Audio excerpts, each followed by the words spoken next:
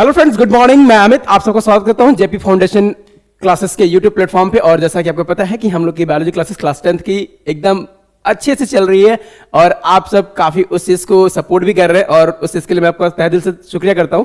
और हम लोगों ने अब तक 3 लेक्चर्स डिलीवर कर चुके हैं, जैसे कि न्यूट्रिशन हो चुका है, डाइजेशन हो चुका है, रेस्पिरेशन इन ह्यूमन बींग्स हो चुका है और एक टॉपिक रहेगी भी रेस्पिरेशन की, रेस्पिरेशन इन प्लांट्स। ठीक है, तो आज हम लोग उसी टॉपिक पर डिस्कस करने वाले हैं, रेस्पिरेशन प्लांट्स पे। एक्चुअली जो रेस्पिरेशन प्लांट्स होता है वो कैसे काम करता है और उसमें कब और कहां से रेस्पिरेशन होता है, वो सारी चीजें हम लोग आज यहां पर डिस्कस करने वाले हैं।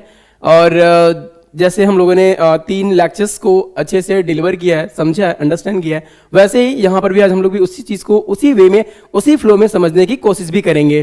ठीक है, तो अपने एक अच्छे से क्वेश्चन को प्रिपेयर करने के लिए हम लोग क्या करेंगे, बहुत ही ध्यान से सुनेंगे जी, बहुत ही ध्यान से सुनेंगे। और सुनने का वजह भी तो है, ठीक है, क्योंकि इस टॉपिक से क्वेश्चंस जो बनते हैं और हमें मार्क्स तो चाहिए, तो मार्क्स चाहिए तो सुनना तो पड़ेगा भाई, पेशेंस के साथ, दिल से क्या रहे, पेशेंस के साथ सुनना तो पड़ेगा हमें।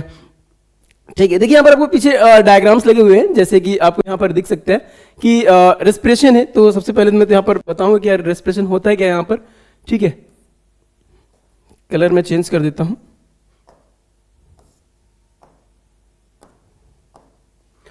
ठीक है, respiration in plant, respiration in plant, ये क्या हो गया, ये थोड़ा लगता है कि ओ ये क्या हो रहा है, कुछ तो गड़बड़ हो रही है यहाँ पर।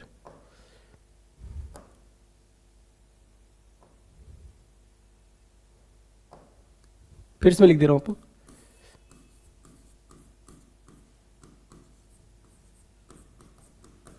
Respiration in plants. ठीक है, देखिए अगर हम बात करें रेस्पिरेशन की, तो रेस्पिरेशन इन प्लांट्स में देखने को मिलता है कि और सबसे पहले कि प्लांट्स के पास कोई भी स्पेशल पर्टिकुलर ऑर्गन्स नहीं होते हैं जिसके थ्रू वो रेस्पिरेशन कर सके। ठीक है, और यहाँ पे जो रेस्पिरेशन होता है वो बेसिकली कोई ना कोई पर्टिकुलर प्लांट्स के पार्ट से ही होता होगा।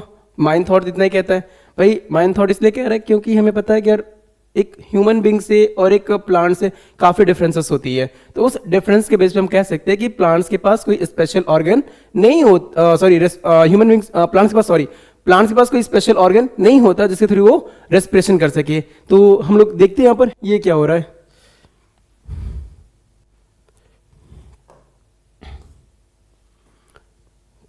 चलो ठीक है, देखते हैं हम लोग यहां पर सबसे पहले। ठीक है, रेस्पिरेशन इन प्लांट्स। ठीक है, अब देखिए हम लोग जब रेस्पिरेशन प्लांट्स की बात करते हैं तो सबसे पहले में आता है कि रेस्पिरेशन प्लांट्स में द बायोकेमिकल प्रोसेस होती है, मतलब एक केमिकल प्रोसेस होती है by which the plants break down the stored food, mainly the glucose, relates to the energy in the form of ATP. This energy is used to growth, repair, transport and the other life processes. ठीक है, ये तो आपको पता है कि जो plants होती है उन सब के अंदर क्या होती है, केमिकल प्रोसेस होती है और उस केमिकल प्रोसेस में क्या करते हैं, वो फूड के थ्रू क्या करते हैं, अपने आप को रेस्पिरेशन करते हैं, ब्रेक डाउन करते हैं, in the form of ATP, energy release होती है। तो रेस्पिरेशन के बारे में आपको पता है। अब वहीं पर मैंने आपको डिफरेंस दिखाया हुआ है कि जो प्लांट्स रिस्पायर करते हैं वो 24/7, यहाँ पर जो पॉइंट लगा ना 7 का मतलब ये 24/7 and in night, but the rate of slower then the animals. लेकिन इसमें क्या होता है कि जो प्लांट्स रिस्पायर करता है वो एनिमल के कंपेरिजन काफी स्लो काम करता है। ठीक है, बहुत ज्यादा नहीं करता वहां पर, बिकॉज की there have no respiratory organs like the lungs, gases exchange directly through the surface, stomata, lenticels and general the surface. आपको पता है कि जब प्लांट्स की बात करते हैं तो प्लांट्स में कोई स्पेशल चीजें तो पाई नहीं, सॉरी हाँ, प्लांट्स में कोई स्पेशल ऑर्गन तो पाए नहीं जाते, लेकिन उनके पास कुछ स्पेशल ऐसे पर्टिकुलर पार्ट होती है जिसके थ्रू क्या करते हैं, रिस्पायर करते हैं, गैसेस एक्सचेंज करते हैं। जैसे स्टोमेटा होता है, लेंटिकल्स होते हैं एंड हमारे पास जनरल सरफेस होता है। ठीक है, ये हमारे प्लांट्स की स्पेशल क्वालिटी होती है। वही हम बात करते हैं तो during the day time the photosynthesis and respiration occurs simultaneously so the net gases section so the oxygen release and carbon dioxide absorbs। आपको पता है कि जब प्लांट्स रेस्पिरेशन करता है डे टाइम में तो वहां पर क्या होता है, एक केमिकल प्रोसेस होती है जिसको हम लोग फोटोसिंथेसिस बोलते हैं। मैंने आपको यहाँ पर लगा रखा है पहले से समझाने के लिए। देखिए जब फोटोसिंथेसिस होती है तो वहाँ पर क्या होता है कि जो सनलाइट होती है वो सीधे ग्रीन प्लांट्स पे फॉल कर रही है। अब फॉल कर रही है मतलब लाइट फॉल कर रही है। उसके बाद क्या हो रहा है, हमारा जो कार्बन डाइऑक्साइड से एज एनवायरमेंट में होता है, शुगर हमारे पास फॉर्मेट हो रहा है। फॉर्मेट का मतलब वहां पर बन रहा है। अब बनने का पर्पस देखिए यहाँ पर जो सेलुलोज टिल में हम बात करते हैं कार्बन डाइऑक्साइड होती है, रिलीज हो रहा है, ऑक्सीजन उसको यूज किया रहा है, फिर ये शुगर हमारे पास यूज किया जा रहा है। दैट मीन्स कहीं ना कहीं हमारे पास डे और नाइट दोनों का कॉम्बिनेशन देखने को मिलता है कि यहाँ पर सेलुलर रेस्पिरेशन किया जा रहा है और यहाँ पर नॉर्मल फोटोसिंथेसिस की जा रही है ड्यूरिंग द डे टाइम में। आई होप आपको बात क्लियर हो गई होगी। ठीक है, देखिए टाइप्स ऑफ रेस्पिरेशन की बात करते हैं तो जैसे हम लोग ह्यूमन बींग्स में पढ़ रखा था पहले से कि एरोबिक और एनारोबिक की बात करते हैं हम लोग, तो वहां पर भी हम लोग को देखने मिलता है कि यार जो टाइप्स ऑफ रेस्पिरेशन हमारे पास दो होते हैं। Aerobic respiration in the presence of oxygen, most common in plants. जितने भी मोस्टली प्लांट्स होते हैं उन सब में क्या होता है, ऑक्सीजन के प्रेजेंस में ही होता है। और उसमें देखिए ग्लूकोज है, ऑक्सीजन है, कार्बन डाइऑक्साइड, वाटर, एनर्जी। देखिए ये जो कैलोरी हमारे पास 686 किलो कैलोरी और द 38 एटीपीज होती है। ठीक है, ये आपको ऊपर मैंने सेंटेंस में इसलिए लिखा है क्योंकि बहुत सारे ऐसे स्टूडेंट्स होते हैं बोलते सर ये तो केमिकल फॉर्मूले फॉर्म है, मुझे समझ में नहीं आ रहा। तो मैं नहीं चाहता कि किसी भी एस्पिरेंट, चाहे सीबीएसई बोर्ड का, चाहे यूपी बोर्ड का, चाहे एसएससी बोर्ड का, किसी भी स्टूडेंट्स के लिए प्रॉब्लम क्रिएट नहीं होना चाहिए। ठीक है, मेरी यही कोशिश होगी कि आप उस चीज को जरूर अंडरस्टैंड कर पाए जहां से एग्जाम्स में क्वेश्चंस बनते होंगे। ठीक है, तो मैं इसलिए यहां पर देखो कभी कभी एमसीक्यूज में बोल रहा है कि यार 1 एटीपीज इक्वल्स टू कितनी एनर्जी वहां पर आ रही है, तो ये जो 38 एटीपीज आ रही है ना हमारे पास, तो उसका जो टोटल वैल्यूज आ रही है 686 के आसपास आ रहा होता है। देखो एनारोबिक कंडीशन की बात करते हैं तो जब एनारोबिक रेस्पिरेशन की बात करते हैं in the absence of oxygen mostly in the some plants tissues, देखो मोस्टली जो सम प्लांट टिश्यूज होते हैं उसमें की बात कर रहा है। रूट इन वाटरलॉग्ड सॉइल्स, सीड्स, रिप इन फ्रूट्स। ठीक है, जो रिप एंड फ्रूट्स होते हैं, सीड्स होते हैं और जो वाटरलॉग्ड सॉइल होती है वहां पर क्या होता है, एब्सेंस ऑफ ऑक्सीजन में प्लांट्स रेस्पिरेशन करते हैं। ठीक है, आपने देखा होगा ना मैंग्रोव प्लांट्स, उसके कुछ रूट्स बाहर निकल जाते हैं तो दलदली होते हैं ना, वाटरलॉग्ड होते हैं, वहां की बात कर रहा है वो। In cytoplasm only the partial breakdown होता है। जब वो साइटोप्लाज्म की बात करता है तो वहां पर क्या बनता है, पार्शियल ब्रेकडाउन होता है। किसका, ग्लूकोज का। मतलब वहां पर जो ग्लूकोज स्टार्च की फॉर्म होती है ना उसकी बात कर रहा है। देखिए ग्लूकोज है, एथिल अल्कोहल है, कार्बन डाइऑक्साइड से एनर्जी ओनली 2 एटीपीज दिखे यहां पर। तो मैंने आपको जब ह्यूमन बींग्स का पढ़ाया होता है ना, सेम प्रोसेस वैसी होती है, बस थोड़ा सा डिफरेंसेस देखने को मिल जाता है आपको कि यार ये साइटोप्लाज्म में पार्शियल ब्रेकडाउन हो रही है, वहां पर आपको बन क्या रहा है, ये हमारे पास एथिल अल्कोहल बन जा रहा है, कार्बन डाइऑक्साइड और एनर्जी बन रही है वहां पर। देखिए इन और सम केसेस में lactic acid rare in the plants, sites of respiration में इन प्लांट्स की बात करते हैं। देखिए जो रेस्पिरेशन प्लांट्स की बात करना हम लोग को, सेल्स में तो साइटोप्लाज्म होती है, ग्लाइकोलाइसिस होता है, glucose, pyruvic acid, 2 ATPs and. ठीक है, ये सारी चीजें आपको याद रखनी है। मतलब प्लांट्स में भी आपको सेम एरोबिक एनारोबिक याद रखना है। ठीक है, ऐसा नहीं कि मैंने ह्यूमन में से पढ़ा दिया और आपको बता दिया प्लांट्स तो मैंने पढ़ा ही नहीं। तो मैं नहीं चाहता किसी भी स्टूडेंट्स के मन में डाउट हो या फिर क्वेश्चन राइज करिए सर आपने तो यहाँ पर टॉपिक छोड़ दिया। मैं नहीं चाहता किसी भी स्टूडेंट्स के लिए ऐसी प्रॉब्लम कोई क्रिएट हो। ठीक है, आई होप ये बात आपको समझ में आ गया होगा। देखिए माइटोकॉन्ड्रियल मैट्रिक्स में जो होता है उसको एक हम और नाम से बोलते हैं क्या, क्रेब्स साइकिल बोलते हैं। क्रेब्स साइकिल दैट मींस कि where in the plants are takes place. ठीक है, इन्होंने क्रेब्स ने इसको खोजा होता, साइंटिस्ट का नाम था क्रेब्स, तो इन्हीं के नाम पे पड़ गया था Krebs cycles. Electron transport chain होती है, ईटीएस इसको बोलते हैं हम लोग। यहां पर भी साम होता है 34 - 36 ATPs produce in the aerobic respiration. ये 34 से 36 एटीपीज के आसपास होती है, इसलिए यहां पर इसको देखने को मिल जाता है हमें। ठीक है, देखिए अगर हम बात करें एक्सचेंज ऑफ गैसेस प्लांट्स में तो सबसे पहले क्या होता है, लिप्स में होता है। लिप्स में क्या होता है, स्टोमेटा होता है। आपको मैं स्टोमेटा दिखाता हूं अभी। ठीक है, ये आपका स्टोमेटा है। ठीक है,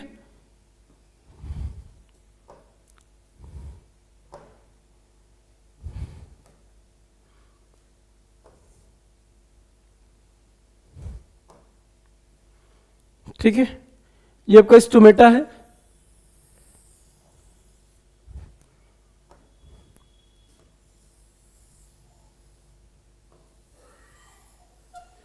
ठीक है, स्टोमेटा हो गया।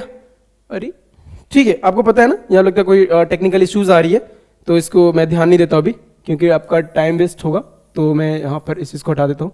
ठीक है, आपको पता है कि स्टोमेटा का स्ट्रक्चर कैसा होता है। तो उस स्टोमेटा में क्या होता है, टीनी पोर्स होते हैं जो क्या होते हैं, वो एपिडर्मिस के जस्ट बिलो होते हैं। ठीक है, lower the epidermis and guarded by the guard cells, और वो क्या करते हैं कि वो गार्ड सेल से सराउंड होते हैं। मतलब आप कह सकते हो कि जो लीफ होती है ना, लीफ के आउटर साइड में छोटे छोटे पोर्स होते हैं, उस पोर्स क्या बोलते हैं हम लोग, स्टोमेटा बोलते हैं। उस स्टोमेटा में क्या होता है, बहुत सारे गार्ड्स होते हैं, वो क्या करते हैं, उसको प्रोटेक्शन का भी काम करते हैं। ठीक है, यंग ग्रीन प्लांट स्टेम में देख लीजिए, जो एकदम यंग होते हैं उनमें भी स्टोमेटा ही होता है, और जो ओल्ड वुड स्टेम होता है उसमें लेंटिकल्स और द लूज कॉर्की पैचेस पाए जाते हैं। ठीक है, उसमें लेंटिकल्स आपने देखा होगा ना, जो पेड़ जो डेड छाल वगैरह हो जाती है उसको लेंटिकल्स बोलते हैं, तो वहां से भी रेस्पिरेशन करते हैं। उसमें किसमें होता है, लूज कॉर्की पैचेस पाया जाता है, इसको ये ओल्ड स्टेम में पाया जाता है। ठीक है, ओल्ड वुडी स्टेम में पाया जाता है, तो इसको याद रखिएगा आप लोग।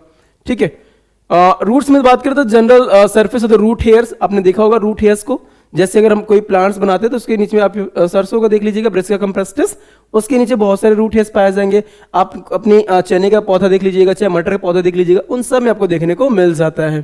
ठीक है, देखिए जो रूट हेयर्स की बात करते हैं तो डिफ्यूज करते हैं किससे, फ्रॉम सॉइल एयर स्पेस से। ठीक है, अब देखिए कुछ मैंने यहाँ पर स्पेशल केसेस बना रखा हुआ है। अब ये स्पेशल केसेस इसलिए मैंने देना आपको क्योंकि ये स्पेशल क्वेश्चन आपको देखने को मिलते हैं कहां पर, एमसीक्यूज में या फिर शॉर्ट नोट में, तो मैं नहीं चाहता कि आपको कोई दिक्कत हो। ठीक है, देखिए वाटर लॉक्ड जो होते हैं वहां पर ऑक्सीजन बहुत कम होता है, मतलब जहां पर दलदली एरिया होता है ना वहां पर बहुत कम होता है, इसलिए क्या होता है, root perform the anaerobic condition, इसलिए वहां पर क्या होता है, जो रूट एनारोबिक कंडीशन को परफॉर्म करने लगते हैं।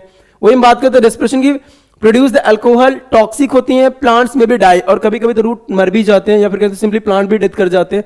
डेड करने का मतलब क्या है, वहां पर टॉक्सिक सब्सटेंस होती है और टॉक्सिसिटी बढ़ने की वजह से वहां पर प्लांट डेड कर जाते हैं। Germinating seeds in the air tight container, जब कोई एयर टाइट कंटेनर में सीड जो जर्मिनेटिंग सीड होते हैं वो रख जाते हैं तो वो एनारोबिक कंडीशन में रेस्पिरेशन करते हैं, हीट कार्बन डाइऑक्साइड प्रोड्यूस करते हैं, सीड्स में भी गॉट डैमेज, और इसकी वजह से क्या होता है, वो सीड खराब हो जाते हैं। आप किसी डब्बे में बंद कर दीजिए, बंद करने के बाद उसमें उसको एयर ना मिले तो क्या करेगा, एनारोबिक कंडीशन में जाएगा, वहां पर फिर हीट प्रोड्यूस होगी और सारे सारे सीड डैमेज हो जाएंगे। क्लियर है? आई थिंक किसी कोई डाउट नहीं होना चाहिए। ठीक है, क्योंकि आपको पता है कि लिप्स में क्या होता है, स्टोमेटा होता है, यंग ग्रीन लिप्स में स्टोमेटा होता है, ओल्ड वुड में हमारे पास लेंटिकल्स होती हैं, रूट में क्या होता है, general surface of root hairs होती हैं। ठीक है, क्लियर है? आगे बढ़े। ठीक है, चलिए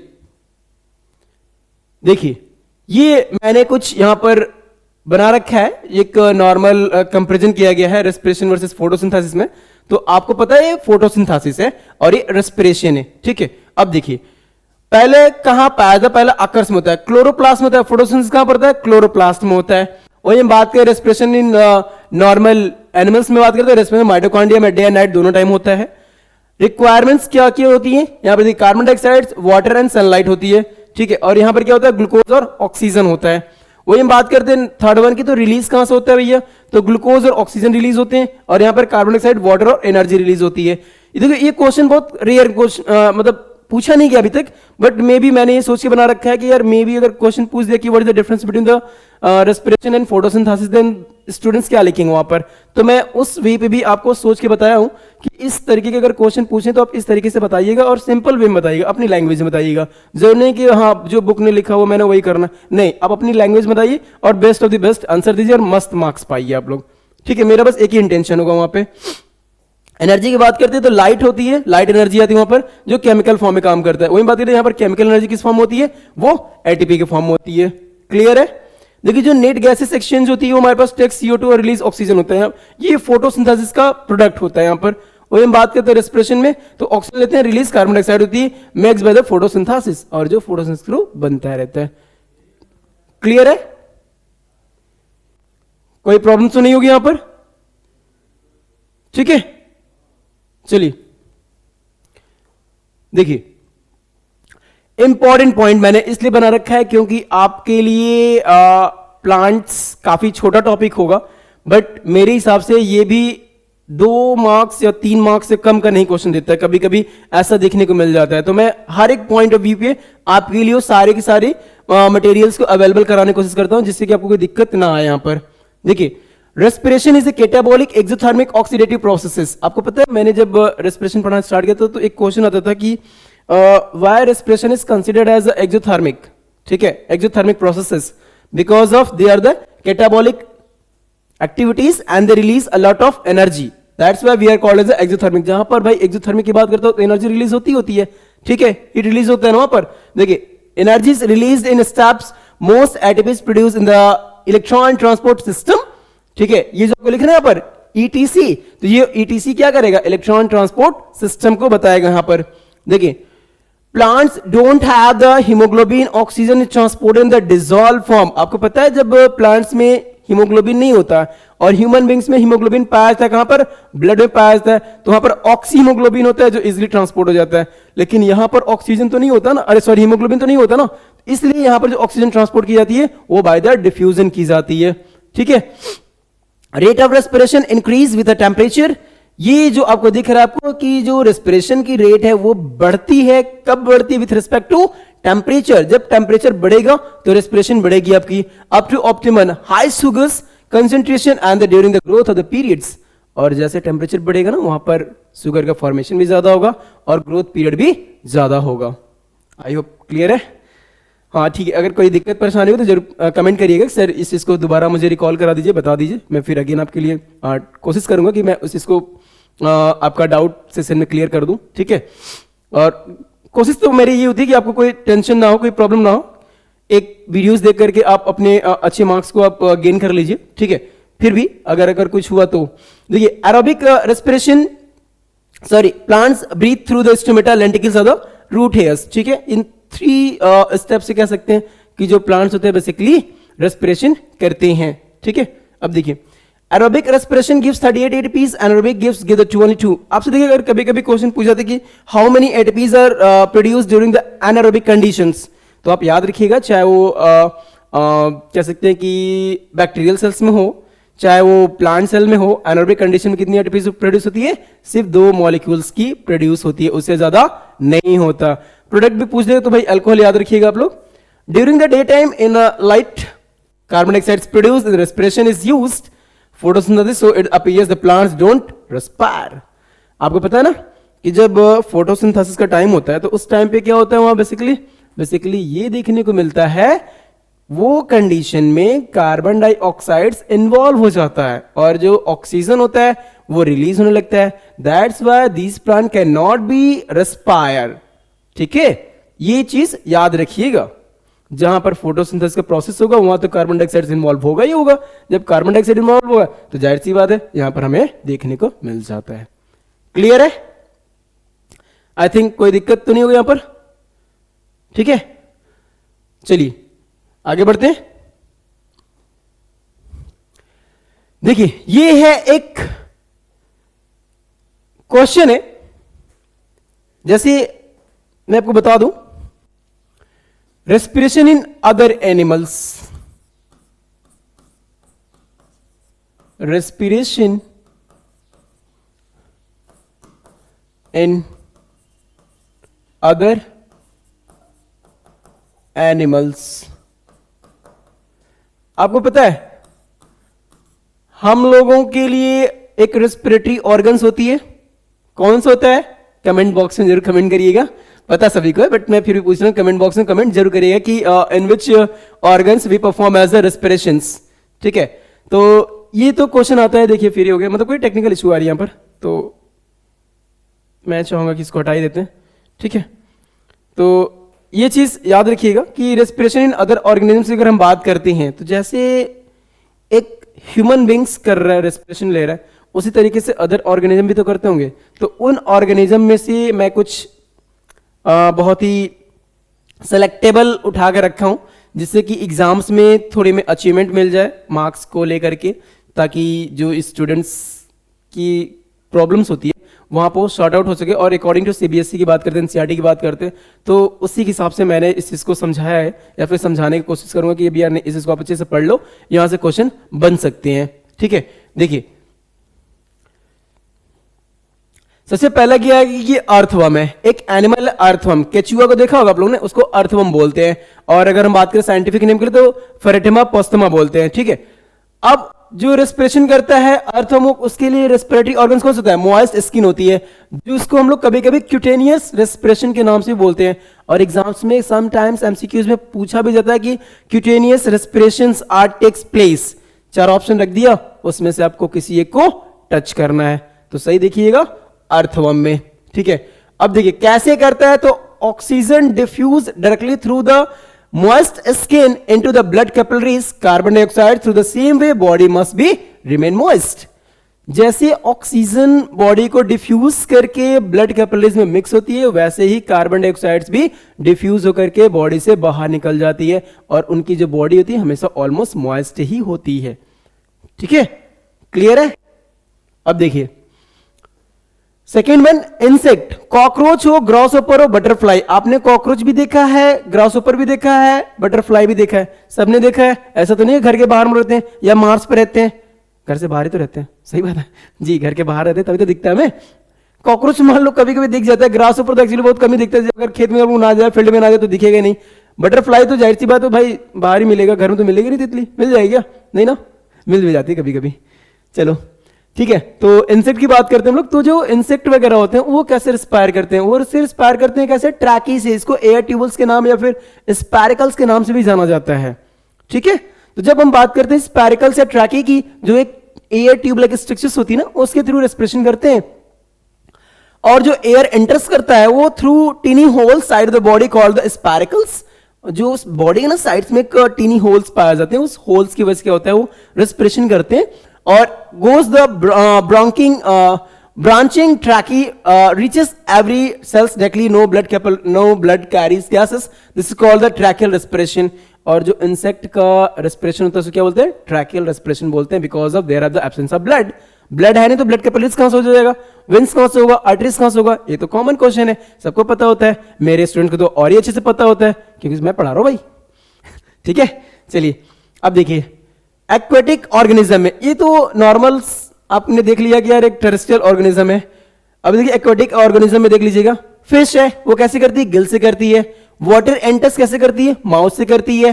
फ्लोट ओवर गिल्स, भाई पानी तो फ्लो कर रहा है ना ऊपर गिल्स के ऊपर से, अंदर से भी जा रहा है. Oxygen from water diffuse the blood in gill filaments. जैसे ही वाटर को एंटर करती है माउथ से, गिल्स क्या करते हैं? ऑक्सीजन को एब्जॉर्ब कर लेती है. ठीक है, और सीधे carbon dioxide diffuse into the water. और जो कार्बन डाइऑक्साइड होता है वो डिफ्यूज करके बाहर वाटर में मिक्स हो जाता है, फिर बाहर निकल जाता है. Counter current flow make it very efficient. और इनके अंदर जो रेस्पिरेशन का जो मैकेनिज्म होता है ना, वो काउंटर करेंट होता है. दैट मींस पानी का आना जाना, ये क्या कहलाएगा? Counter current mechanism. ठीक है, टैडपोल देखिए, लार्वा, मेंढक की बात कर रहा अभी, लार्वा ऑफ फ्रॉक्स. देखिए इसमें एक्सटर्नल इंटरनल क्या होता है? गिल्स पाया जाता है. क्या पाया जाता है? गिल्स पाया जाता है. और मैं जूम कर दूं क्या इसको? दिख रहा है आपको?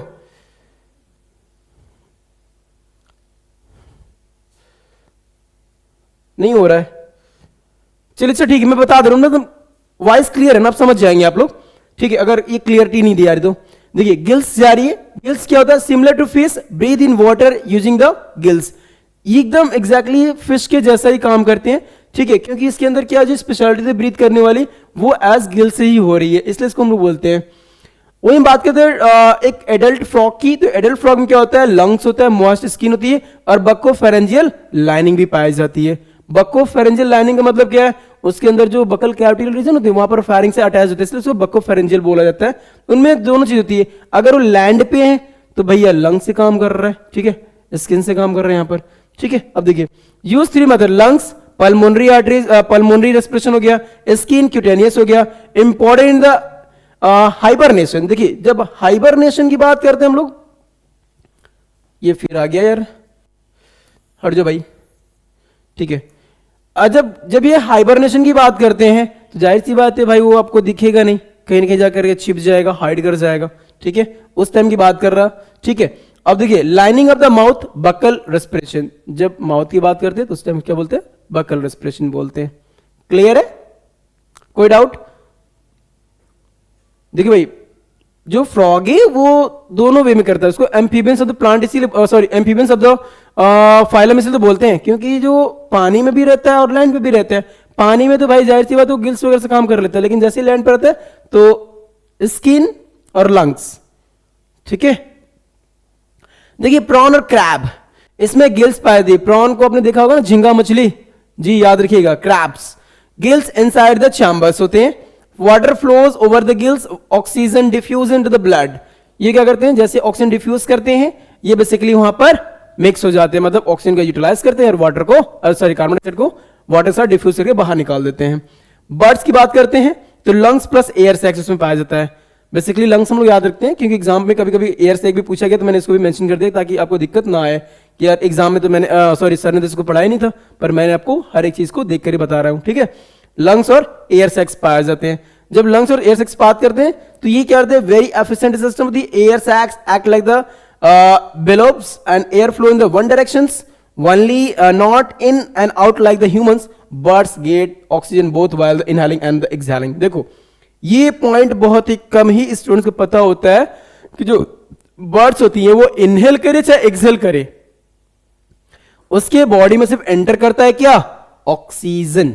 ये सबसे इंपॉर्टेंट पॉइंट है कि in which organism will we take only the one kinds of gases, this is the oxygen, which by the way of inhalation or the exhalation. So you can say is answered as a sir birds. Understood? चलिए mammals की बात करते हैं। Human, cow, tiger, भाई ये तो सबको पता होगा। Lungs with alveoli, breathing through the nostrils, trachea, bronchi, bronchioles, alveoli, large surface area and alveoli, fats, fast gases exchange. Clear है? आप लोगों को लग रहा है कि सर बहुत काफी जल्दी पढ़ा रहे हैं? जी बिल्कुल, थोड़ा सा है, ठीक है, क्योंकि इतनी सारी चीजों को समझाने के लिए थोड़ा सा टाइम को देख के करना पड़ता है, ठीक है। तो आप लोग आई होप समझ में आ गया होगा। अगर डाउट हो तो कमेंट सेक्शन में डाउट करिएगा कि सर मुझे एक बार फिर से प्लीज समझा दिया जाए, तो मैं फिर समझा दूंगा आपको, उसके लिए परेशान होइएगा, ठीक है। अब देखिए नेक्स्ट थिंग, देखिए ये है कुछ इंपॉर्टेंट, ये मैंने एग्जाम्स के लिए रखा हुआ है। मैंने उतना आपको बताया ना, मैंने बोला था एग्जाम्स के भी पॉइंट ऑफ व्यू में बात करूंगा। मतलब इन सारी चीजों को अगर मैं देखूं तो जो क्वेश्चन पूछे गए एग्जाम्स में उसकी मैं बात कर रहा हूं। ये चीजें थोड़ी सी मैं ट्राई करूंगा कि जूम हो जाए ताकि आपको देखने में कोई दिक्कत ना आए। ये हो नहीं रहा है, ठीक है, अच्छा मैं इसको देखूंगा बाद में, पहले फिलहाल में इसको समझ लीजिए। अब देखिए जो अर्थवर्म है वो कैसे रेस्पिरेशन करता है, बाय द स्किन करता है, ठीक है। अब दूसरा देखिए, वो रेस्पिरेटरी ऑर्गन से याद रखिएगा स्किन से, और जो उसका मीडियम होता है वो मॉइस्ट सॉइल या फिर एयर से करता है, ठीक है। दूसरा क्वेश्चन पूछा गया था कॉकरोच और ग्रासहोपर से, जो कॉकरोच को पूछे चाहे ग्रासहोपर का पूछे, दोनों चीजें सेम याद रखिएगा, ट्रैकी या फिर स्पैरिकल्स, ठीक है। ट्रैकी और the spiracle respiration are occurred in सीधे ग्रासहोपर और द कॉकरोच कैसे करते हैं भाई, एयर से करते हैं। फिश आपको पता है एक्वाटिक ऑर्गेनिज्म है, बाय द गिल्स, ठीक है, और यहां पर कहां रहते हैं वो, वाटर में रहते हैं। फ्रॉग एडल्ट का, टैडपोल को बहुत कम पूछा गया है लेकिन एडल्ट्स का पूछा गया है। यहां पर देखिए लंग्स है, स्किन है और बकल लाइनिंग है, तीनों पॉइंट मैंने यहां पर इसको मेंशन किया इसीलिए, एयर, वाटर एंड स्किन का, ठीक है। ये जो को वाटर थी ना, मॉइस्ट स्किन होती है, वहां की बात करें डिफ्यूजन की। तो और ह्यूमन बींग्स की बात करते हैं, लंग्स की बात करते हैं, एल्वोलाई तो रहता है आपको पता है, गैसेस एक्सचेंज, ठीक है। दूसरा एयर, और लास्ट बर्ड्स। देखिए बर्ड्स में क्या होता है, लंग्स प्लस एयर सैक्स होते हैं, इसको एयर का मेन मीडियम मिल जाता है जिसकी वजह से वो क्या करता है, ऑक्सीजन को कंज्यूम कर पाता है। आई होप कि आपको एक normal respiratory organs, respiratory systems, जैसे हम लोगों ने देखा अभी पल्मोनरी सिस्टम देख लिया आपको, ठीक है, पल्मोनरी रेस्पिरेशन देख लिया आप लोगों ने, ट्रैकियल रेस्पिरेशन देख लिया, क्यूटेनियस रेस्पिरेशन देख लिया। देखिए नाम भले ही डिफरेंस दिया जाए, डिफरेंस देने का पर्पज ये कि स्टूडेंट्स को कोई भी प्रॉब्लम्स नहीं होनी चाहिए, चाहे भी जैसे क्वेश्चन सीबीएसई उठा के दे, आप अपने बोर्ड एग्जाम में धड़ल्ले से बोलो भाई उड़ा कर आएंगे, एकदम गर्दा उड़ा देंगे हम तो, चाहे भी जैसे पूछे क्वेश्चंस, मतलब हर एक पॉइंट ऑफ व्यू पे आप उस चीज को डिस्कस करोगे कि नहीं सर मुझे इस पॉइंट पे भी बात करनी है, तो मैंने उस चीज पे भी आपसे बात करनी है, ठीक है।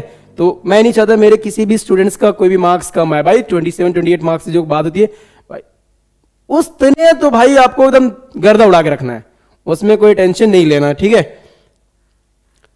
देखिए अच्छा लास्ट स्लाइड थी, ठीक है, ये लास्ट स्लाइड थी हमारी।